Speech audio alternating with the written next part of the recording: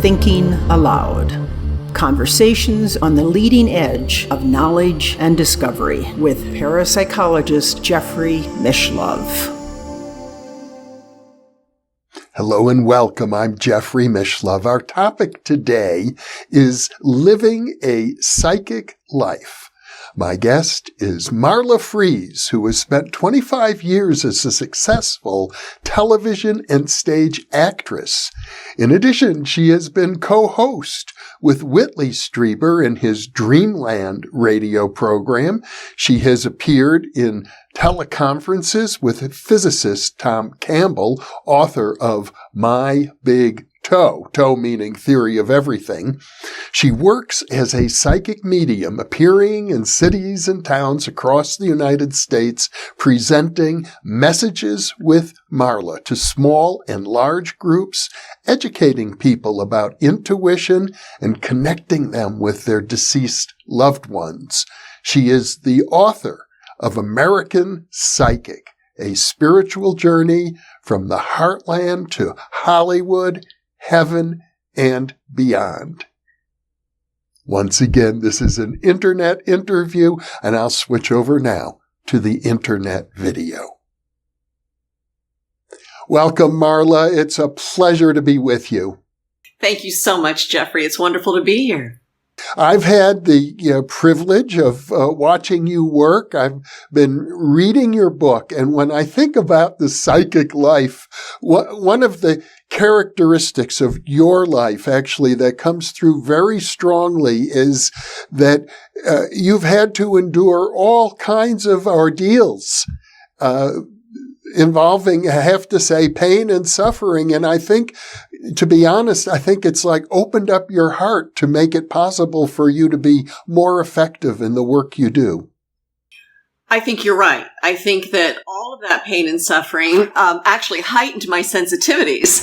So in the heightened of the sensitivities, I had to find a way to boundary that, to control it, to contain it.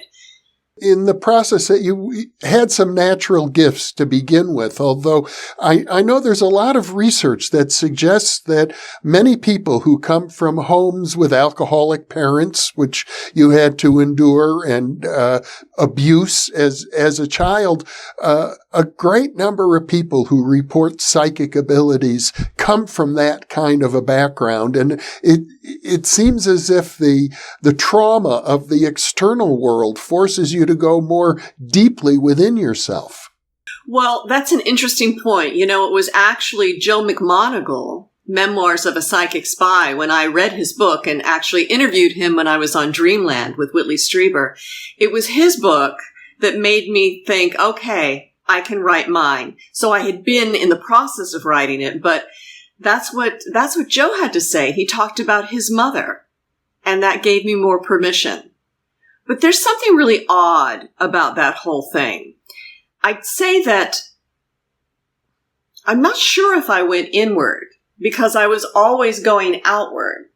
You know, some of the dissociation, like they talk about in psychology, the dissociation of splitting or leaving your body was sending your consciousness out someplace because I was trying to get away. I guess you remember in the book where I say I prayed to be rescued by aliens at one point, but I was basically looking for some sort of safety outside of myself. And I put myself into the church and all of that. So the inward work didn't happen until the mid-90s. And I think that Tom Campbell would say to me, you know, the physicist and consciousness expert, he'd say that, Marla, you were always reaching out into that LCS, the larger consciousness system, and bridging that. So I thought that was a really interesting way of coming to this whole work because I was highly skeptical of it, as you know. So. And there's a point at which the outside and the inside kind of merge. I remember one of my mentors, Gene Houston, used to have us on occasion do this little chant, which goes, I'm in the middle of it. It's in the middle of me. I like that. I love Gene Houston. She's wonderful. That's terrific. Yeah, Gene Houston had a big influence on me. Yeah, in going back 40 years or more. I've been very inspired by her. In fact, I suppose if I had to name all of the different influences on my life and work in parapsychology, Jean would be, in the top 3 people who have probably influenced me. That's wonderful. And, I love just sitting and listening to her. I was a part of an incubator group with her, women and Claire Zamet, and I love just listening to her. She's such a wonderful storyteller. Well, you've become quite a storyteller yourself.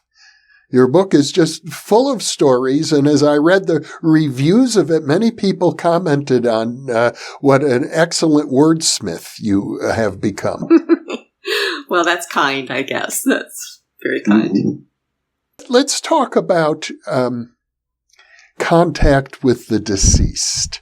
That it seems to have sort of almost forced itself on you. Deceased individuals kind of clamor to when they recognize that you might be an available medium. Well, remember, I did not believe in this. I had a real attitude about it. I was really highly skeptical. So when it started with me, it was something that I really had to investigate. It was one of those things that pushed itself on me. And of course, it was during a heightened state of awareness about being stalked by someone.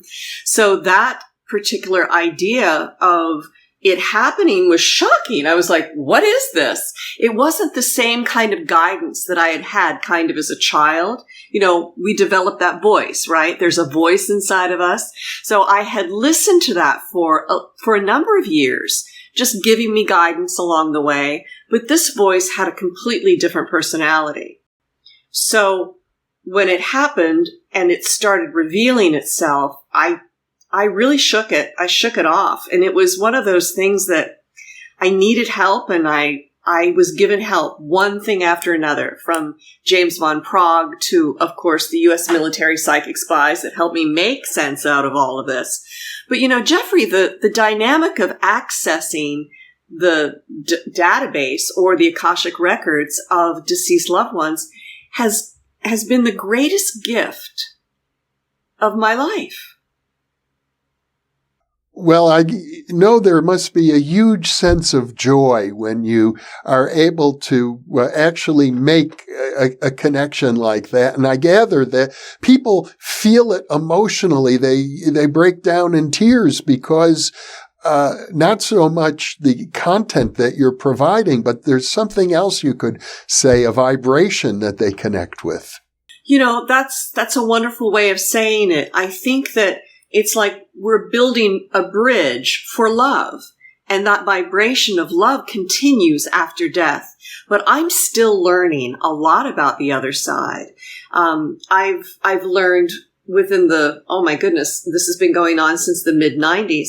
But I understand now that the need that deceased loved ones have to speak to their loved ones is often about cleaning something up, an apology. I mean, I've had perpetrators apologize to their victims in sessions where no one ever expected anything like that. And just to have that opportunity to hear what we've always wanted to hear, which is an apology, right? Sometimes that's really necessary. So that can bridge more love. But I really think it's understanding that we aren't alone, that there is still some system that allows us to be in communication, that we can access them, that they are learning and watching us grow. And in turn, that helps them too somehow. It's amazing. Mm-hmm. I love the word that you have for this system, thems. Yes. Thems. Well, and that came at a very stressful time. I was getting divorced, and all my friends were saying, well, what's God saying? What's Jesus saying? What are your angels saying? What are your ascended masters saying? What are your guides saying? And I said, oh, thems, thems.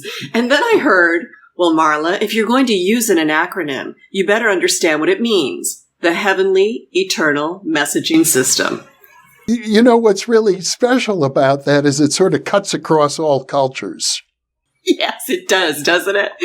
Uh, It integrates all the belief systems, right?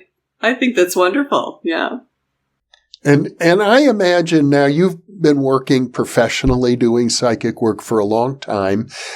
You probably are exposed to people from many different cultures, and you need to have a way to speak to them in a language that that they can hear and receive.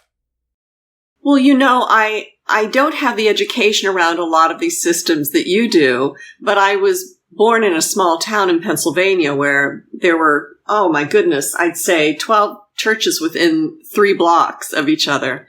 And I was immersed in that system. And then I stepped into a born again system. I went from Lutheran to born again. I was going to do anything I possibly could to, save myself from my mother. So I wanted to put the Bible and Jesus and everybody between us.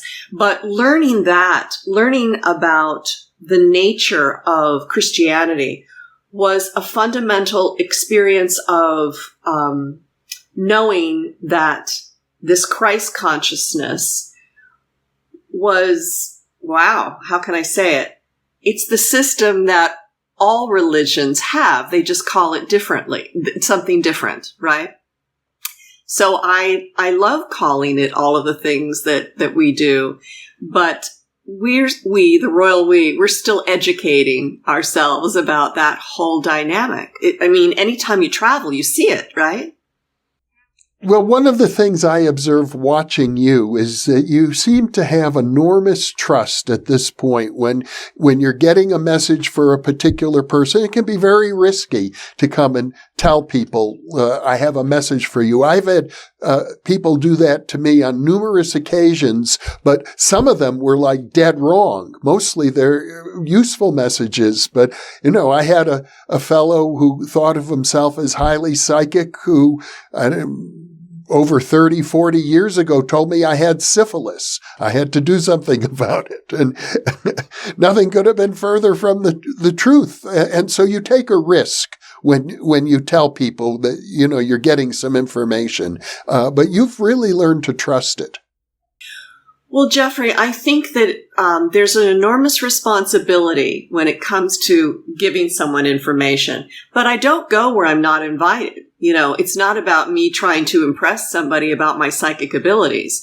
It's literally an opportunity to share information for someone's highest good.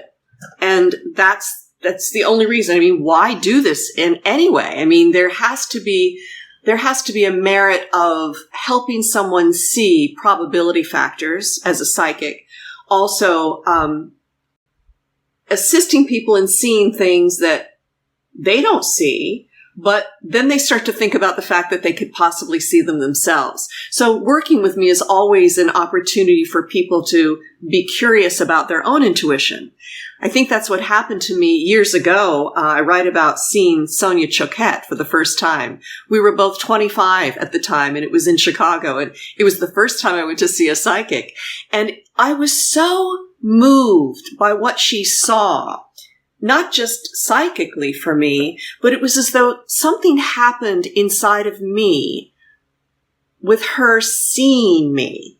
It was that reflection that sort of like, I like to say, flipped on a switch, some sort of switch that gave me permission to truly be who I guess I was supposed to be at that time. Of course, that was in the early 90s, and my whole awakening didn't really start until the mid 90s.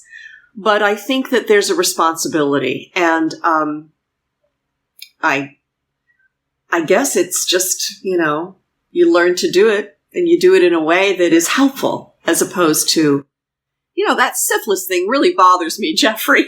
I'm sorry. I'm like, do you think that was projection or something? I don't know where that came from, but I just suppose that this person had some sort of an ego attachment to being able to say things of that sort. I haven't been in touch with that individual for decades, so I don't know what's become of him. Well, medical information is is prominent, very prominent in a lot of the work that I do, but I'm very careful about seeing it in a way that is helpful. You know, there was a woman a couple of years ago that was in the business with me when I was working as an actress, and she used to do hair and makeup and also wardrobe, and she wanted to come see me. And when I saw her walking down the hallway to me, I heard stroke. And I thought, okay, well, we'll see. We'll just massage this. And we sat down and I said, you know, I'm really interested in your history with your vascular system. So can we talk about that? And she, of course, had it in her history. So we discussed that. And then I said, well, when was the last time you had, you know, a test? And she said, oh, well, it's been on my mind. And I said, it's probably a good idea to do that. So 5 days later, a friend of hers calls me and tells me that she had just gone into the hospital. She had had a stroke. So within 5 days of that, but she was prepared. Actually, she even told me she had made an appointment to see someone about it. And she was, you know, it was a day early that she had this experience. So just knowing that that was in her wheelhouse at that time, just knowing that it was in her field, just getting her prepared for it as she, you know, graciously acknowledges me for, just helped her out in that way. But when I heard it, you know, there's a way of finding our way through this. So when you started to open up, if I understand correctly, you began attending a lot of different workshops and seminars. Yes. Well, you know, when this really began, I had been watching television and I saw this guy with brown hair and a mustache and these really piercing blue eyes. And he was reading people's dead relatives in the audience. And I'm like, oh, that's a lot of crap. And my girlfriend called me and she said, I can't get together with you this weekend. We had made plans. I'm going to go see James von Prague. And I said, is that the short guy with the mustache and the blue eyes? And she said, yeah, well, I'm watching him right then and there. And I think the point was, she said, well, he'll be around the corner from you in a couple of weeks. So I went to see him. And of course, I had an attitude and I tried to put my investigative reporter aside. And I went in and the evening was it was profound. And I was just blown away. And I went home and got down on my hands and knees and prayed and asked to be shown what this whole psychic world was. And, you know, help me with the dead people. Help me understand that. And I had a dream that lasted for 4 hours about the center, the center, the center. So my girlfriend called and asked me how I liked seeing James. And I told her about the dream. She said, well, that's really interesting. I'm best friends with his personal assistant. I'll call her. So I was in James's house just a day later. He too had been having that same dream. And he said, well, I guess you're going to Brazil with me, because he was trying to build a center up here in Los Angeles, like the center that had been down in Brazil. And I started traveling with him. And that was one of the most amazing things, because I didn't believe I was a medium. So he put me in a class. And he proved it to me. How did he prove it to you? Well, first off, I didn't have anything to lose because I didn't need to be right? So he put a blindfold on me. And I said, okay, well, you know, I don't know. I see this skinny woman with brown hair to her shoulders, and she's running around in a kitchen, and she's holding up a cake. And now she's handing me a box and she opens it and there's a tie in it. And then she's showing me her silver ring and saying, you know, there's two. And I said, I don't know what this is about. And I pulled the blindfold off and James said, so is there anyone here in the room that this makes any sense to? And an older man stood up and said, yeah, that was Mary, my wife. We have our rings made out of the same piece of silver. She gave me a tie every birthday. It was kind of a joke. And yeah, she gave me a cake every birthday too. Wasn't very good. She was not a very good cook. But I loved her. I loved her so. So that was it. I went, wow. If that is possible, if that's what I can help people do, how how wonderful. Now, a lot of people would be frightened if they discovered this ability all of a sudden. Well, I was. I was concerned, and I went to see lots of people. I mean, I saw clergy and therapists. I started going to a therapist to make sure that I was okay. But I talked to a lot of different people about it. And the more I talked to people, the more people showed up. I mean, working with von Prague was really quite amazing. I met Brian Weiss, and all of those really terrific people in that time were just one after another. And Brian's, have you ever had him on the show? No, I have not. Well, he's quite amazing. His story. He's basically the father of past life regression. But Brian is really remarkable and helped me understand some things. He and his wife I met on a boat to Ensenada, Mexico. And I really had no interest in that work at all. I was there to see a psychic detective because I was really interested in law enforcement at that time. But I had a miraculous experience, Jeffrey, that transformed everything about making a decision to come back here at this time, in this place. In other words, a decision, you got in touch, if I'm hearing you correctly, with the decision you made to be born at this time and place. And I remember, I had a memory of having been here before, but I was also not really willing. I was sort of, I begrudgingly signed my papers and I came here. But what's remarkable about that is that just a few months later, I was on the set. I was working as an actress still, and I was on the set of Everybody Loves Raymond, doing a guest starring role. And I walk in and I start working with the AD and start setting up, and there's the woman that runs to me and she said, "I dreamt of you last night. I dreamt of you. You must do your work." And then she put paper down on the table and she drew what I had actually seen in my past life regression. She showed me the United States and all of this light and all of these pinpoints and all the things I had to do. And she said, I don't know. I just am here to tell you. And she didn't look too crazy, so I took her seriously. But to have that past life regression validated on the set of a sitcom. But, it's very interesting because I'm going to assume that you chose your present life. And I know looking at you right now, you are a happy, fulfilled person. But you had an alcoholic father. You had an abusive mother. You had difficulties in personal relationships, a failed marriage. You were raped. That you talk about all of these things that normally, if I was going to choose my next lifetime, those would not be high on my list. Well, what doesn't kill you makes you stronger. That's what Nietzsche said. Yes. Well, maybe I'll embody Nietzsche the next time around.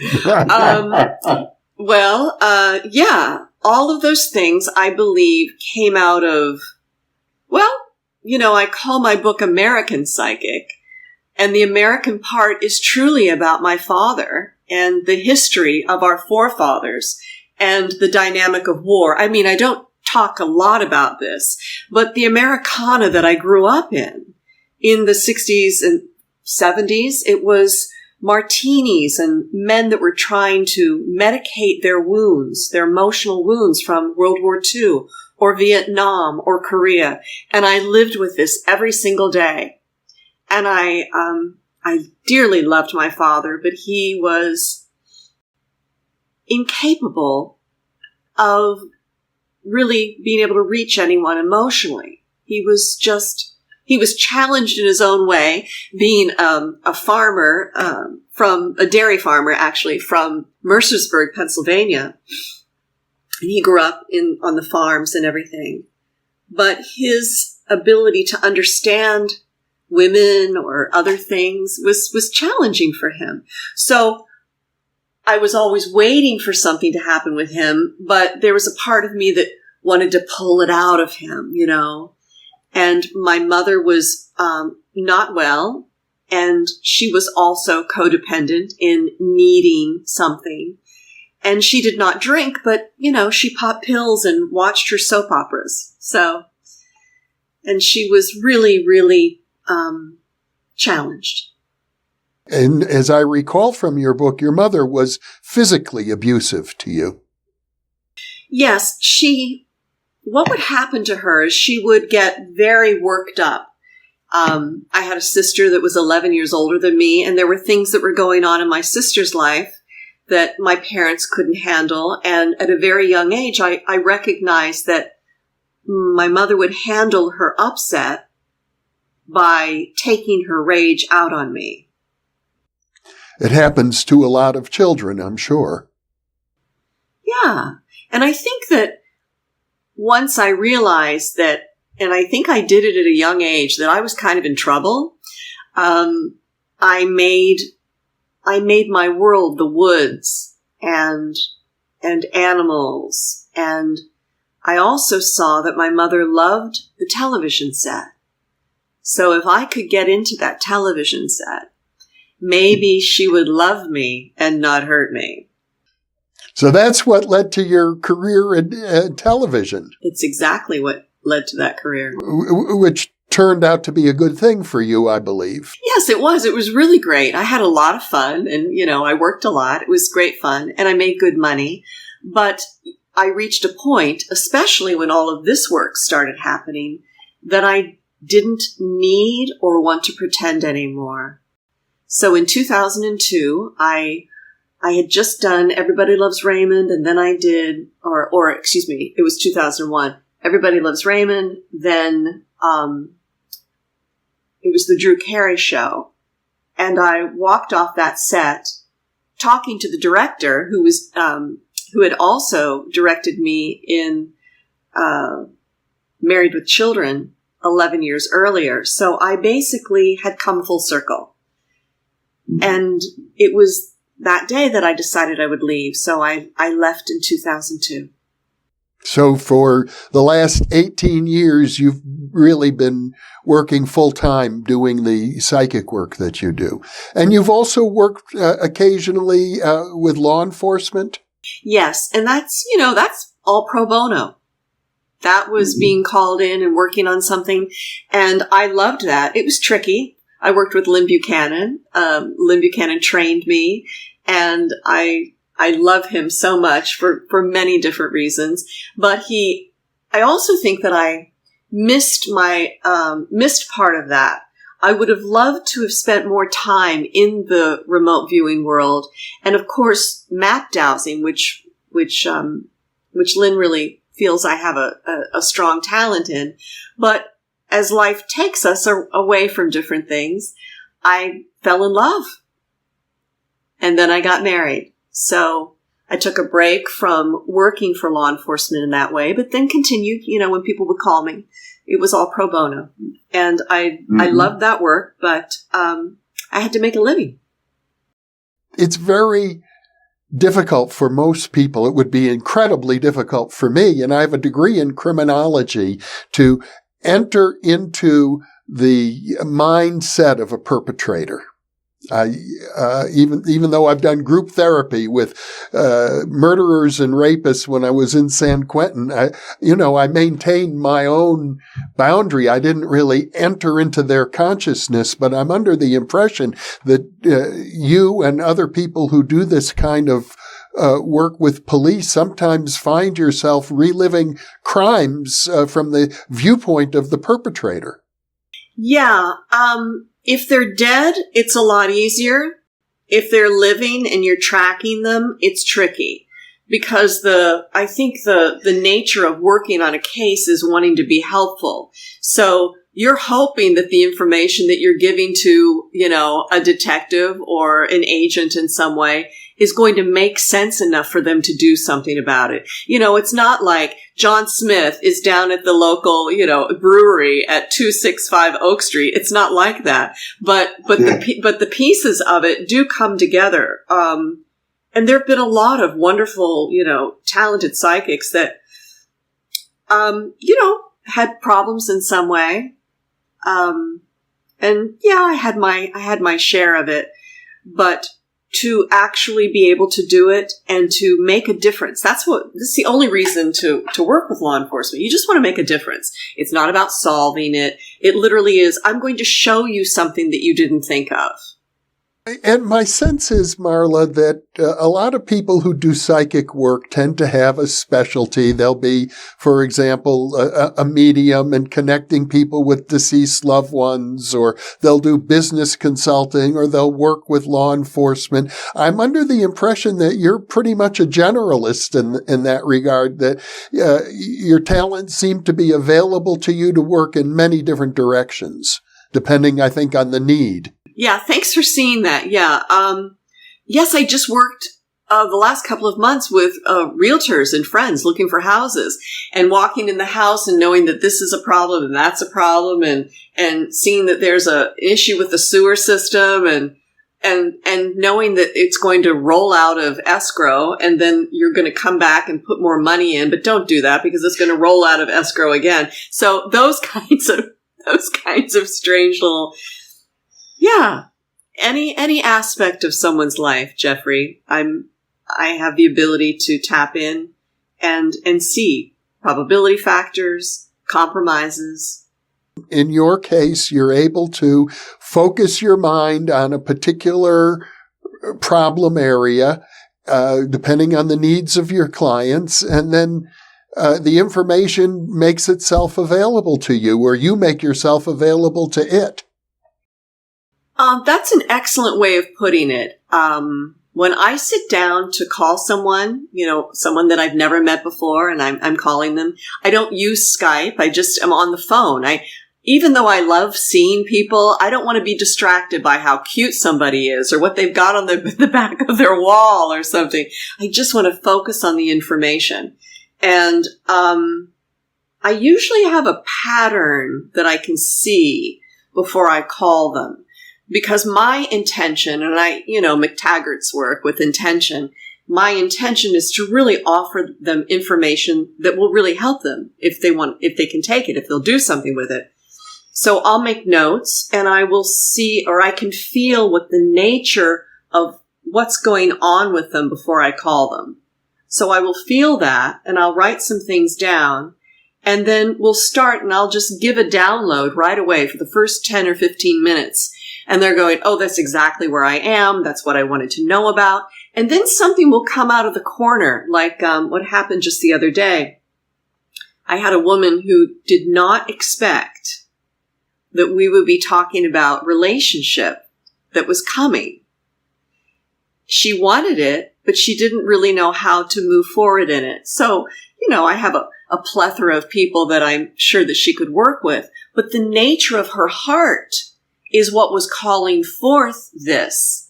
She might have wanted to know something about her business, which is easy to talk about, but it was really the nature of what her heart was needing.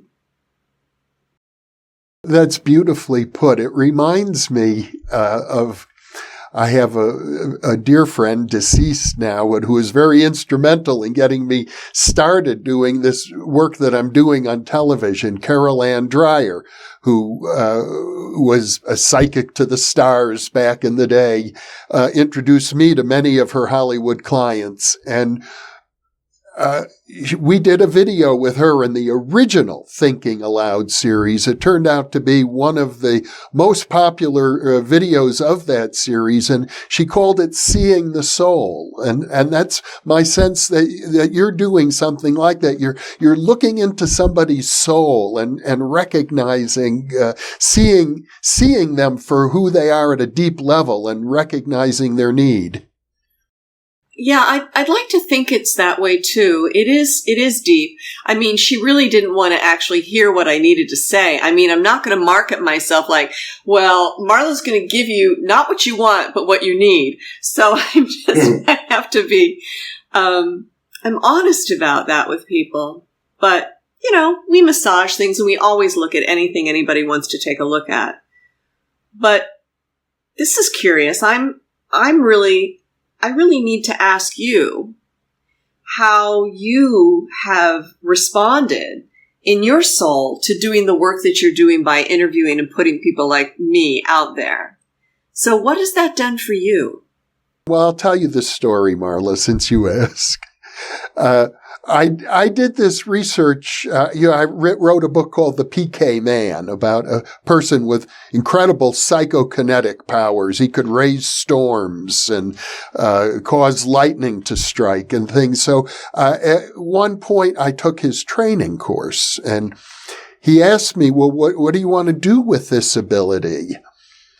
And I thought to myself, well, I don't really want to be like him, causing UFOs to appear and ending droughts and messing with the weather and power blackouts and things of that sort. I told him what I want to be is a communicator about the esoteric psychic world to mainstream audiences. That was deep in my heart what I was called to do. And I've been very fortunate shortly after I took that training program, within a few months, I launched the original Thinking Aloud TV series. And, within a couple of years, we were out on the satellite and being broadcast over more than 100 television stations across North America. So it happened beyond my wildest dreams. And I think there was a lot of psychic help in making it happen, and synchronicities in making it happen. It's given me the sense that I'm right where I'm supposed to be. Good. I love that. And you radiate that too. Well, I've listened to many of your programs, and it's exactly the joy that you make that bridge between the person that you're working with. And then you bridge it out to the world. Talking with you, there's a resonance in you that solidifies something in me for me to be able to feel grounded enough to share that information. Well, I'm delighted to know that. Yeah, well, you have that resonance. Mm-hmm. I'm sure other people have told you that on some level, something like that too. I look forward to a world in which everybody is able to access their talents the way you are. And in my own case, I've had, hundreds of wonderful experiences, but I don't really try to make them happen on demand. I just accept them when they come.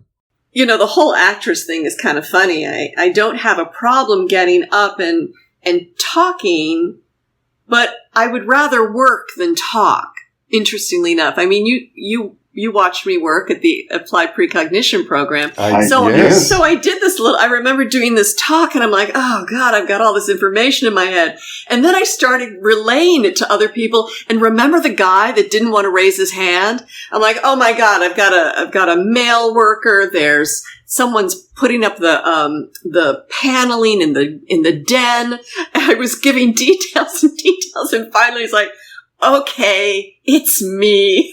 And I had been, do you remember that? I've been going and going and going with this. So, in a group like that, I'm hoping that people are receptive, or they wouldn't be there in the first place. So, that's a joy when people are receptive.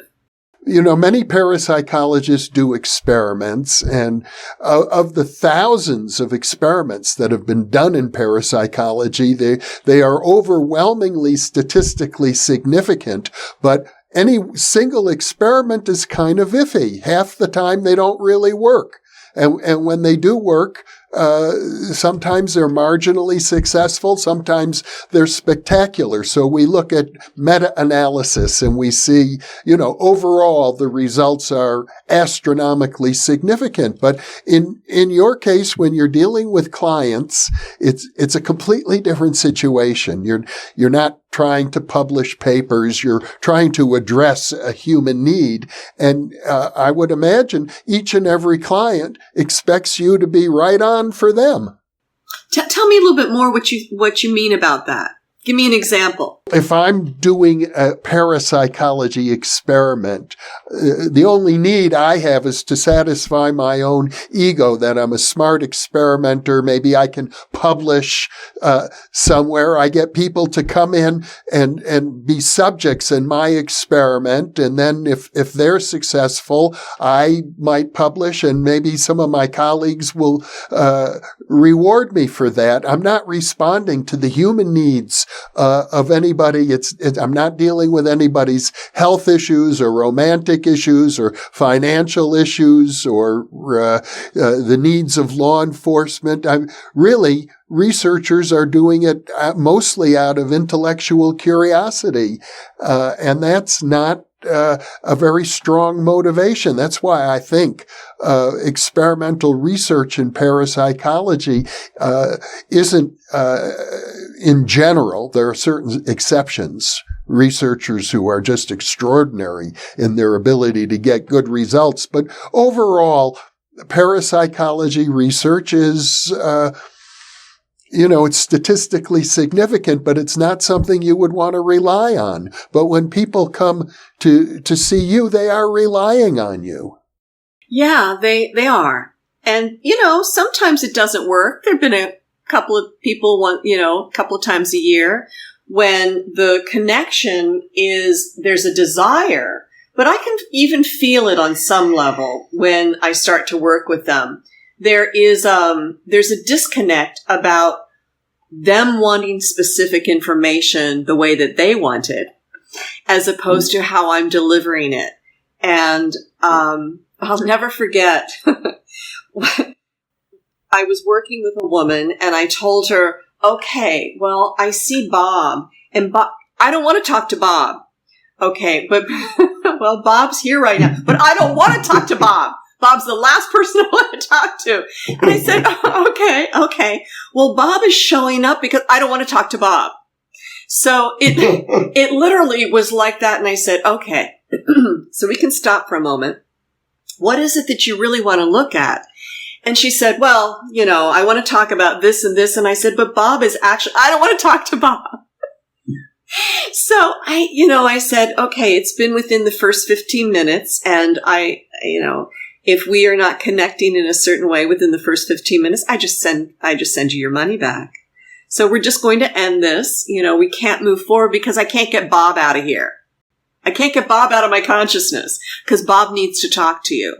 But I do offer the opportunity. I basically say, listen, this is what Bob's telling me. He's talking about the time that you guys were on the train and that you missed the time and how upset you got and how sorry he was about that. She goes, yeah, it's probably my wedding or something like that. But it was so particular in what I wanted to share. But there was not a door that was open for that.